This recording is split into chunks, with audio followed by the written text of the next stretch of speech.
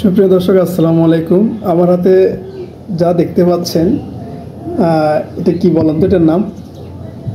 আশা করি যারা গ্রামে বড় হয়েছেন তারা অবশ্যই জানবেন। এটা হচ্ছে আমাদের সেই গ্রাম বাংলার ঐতিহ্যবাহী আমাদের দেশীয় খেজুর।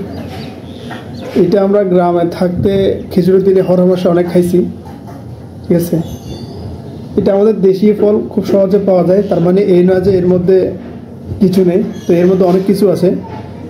যেমন এটার মধ্যে রয়েছে প্রাকৃতিক চিনি, গ্লুকোজ, ফ্রুক্টোজ, যা আমাদের শরীরের জন্য খুব উপকারী।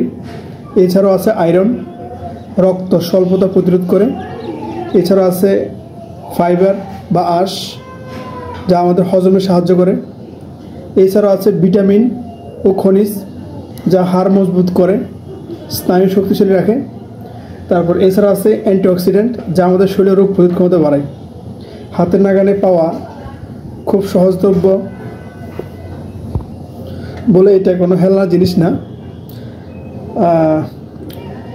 এবার আরেকটা কথা হচ্ছে যে এই খেজুর,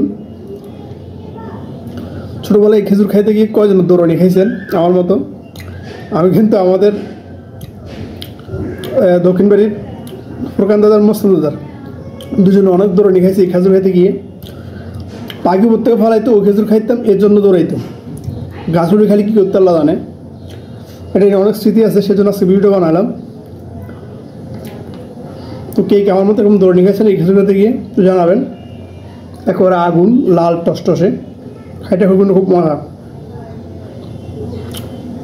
খায়। বলে দেখেন, খাবেন।